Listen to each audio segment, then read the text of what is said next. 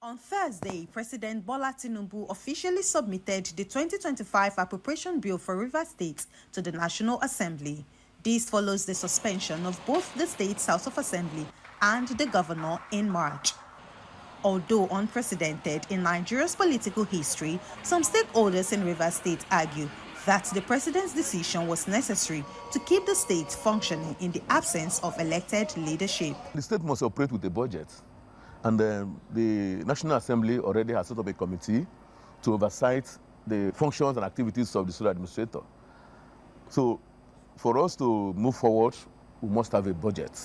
Because spending vast money without a budget means recklessness.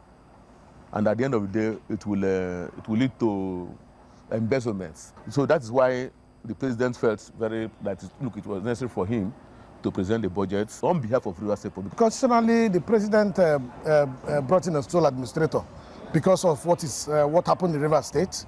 So whatever the sole administrator does, as far as it is to protect lives and property, as far as it is to give governance to our people, it's okay.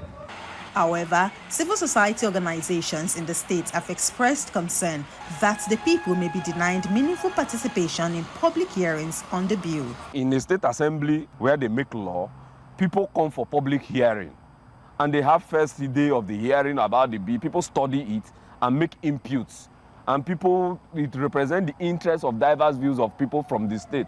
But in this case, how will Rivers people be represented there? Is it that it is just the politicians at the National Assembly who will say, yes, we want this or we don't want that? This is our concern. Suspended Governor Similala Yefubara had initially proposed a 1.188 trillion naira budget amid the ongoing political crisis.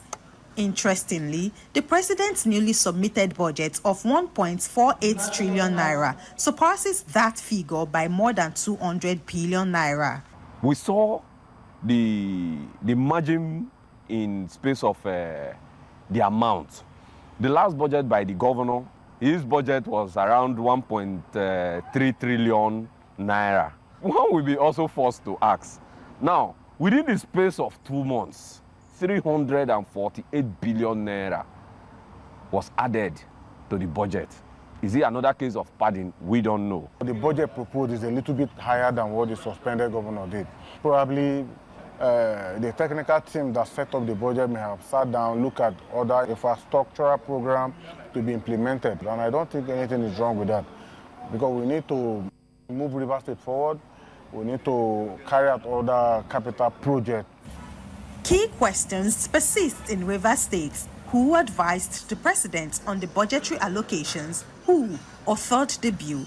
And what technical criteria were used in its preparation? While the president may exercise some discretionary powers, stakeholders insist that transparency and accountability remain the fundamental in a democratic society. In Rivers State for News Central, Biola Festus.